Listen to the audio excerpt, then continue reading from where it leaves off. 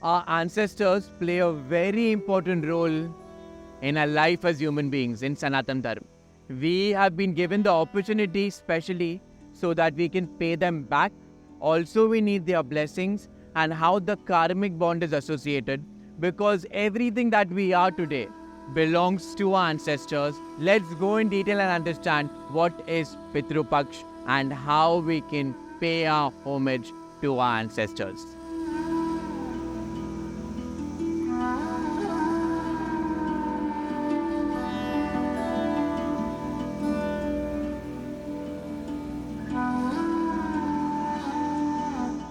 Let's understand what Pitru Paksh is.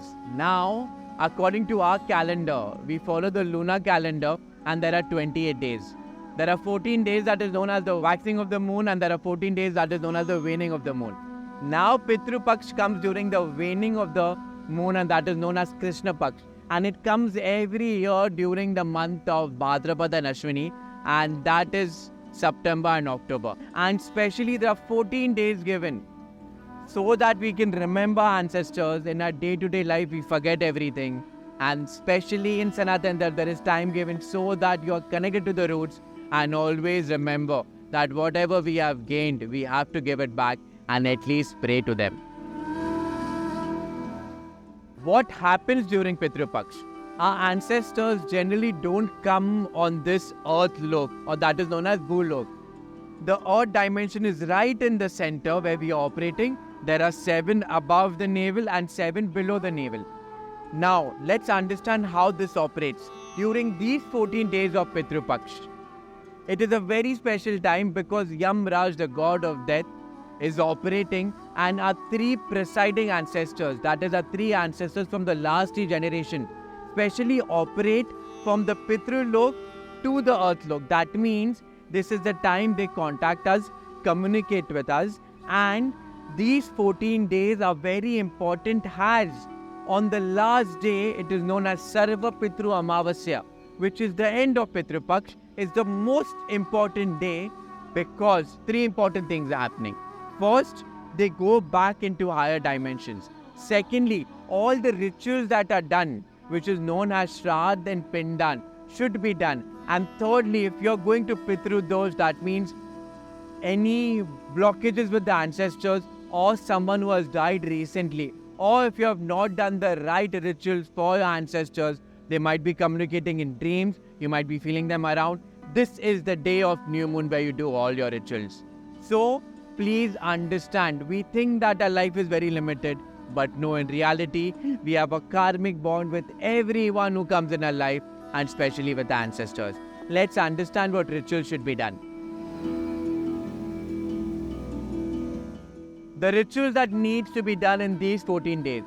One should keep their house clean. One should pray for the ancestors. Now, generally when we do rituals for our parents or loved ones who are dead, we do it on a specific tithi. But if we don't remember, in these 14 days we pray for them.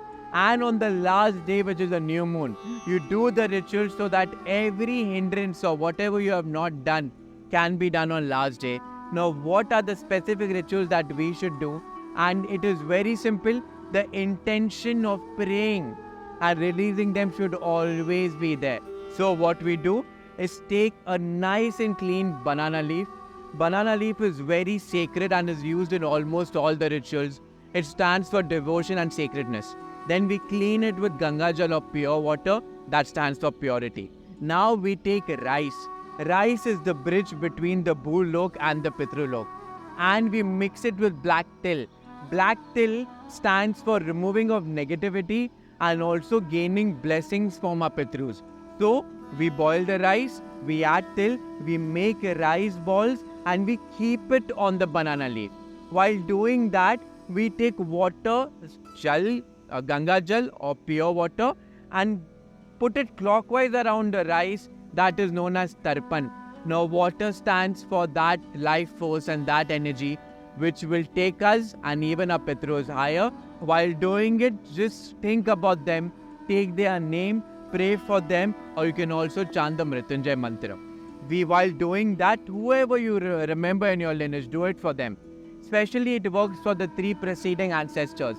We specifically in our case also make one extra rice ball and offer it for people who can't do it.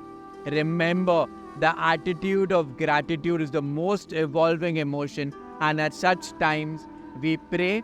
Now, why it is done? There are two important things. While doing it, we do it with the right intention so that wherever there are placed ancestors, they'll get moksha. At the same time, we get their blessings to evolve. It is said getting blessings from ancestors helps us to evolve spiritually and also helps us to gain everything in life. Now, once you have offered it, it is said that a crow will come and eat it. Crows are messengers of Pitrulok and Bhulok and our ancestors. So it is said that if a crow or a raven comes and eat, it has been accepted. If they don't come, please don't worry, any bird will come and eat. The 5 important dance that should be done is to a crow.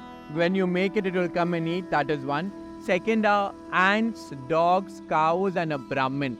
Now all these 5, they stand for the Panchamahabhutas and the 5 elements, and each play a very important role.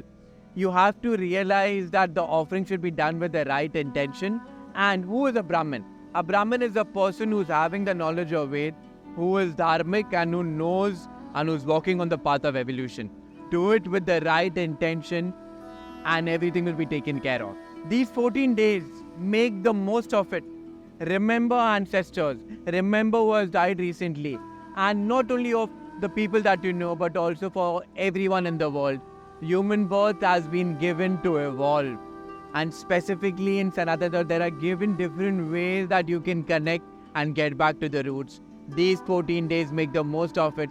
And even if you can't, on the last day, that is Sarva Pitru Amavasya, do this small ritual, because you will only evolve when you think about others, and that unconditional love should always flow. May we get blessings of our ancestors, may we realize and remember them, and may we never forget that because of our ancestors we are here today. And also our future generation depends on our ancestors and depends on us. So please pray and may we reach the highest. Hari Om Tat Sat.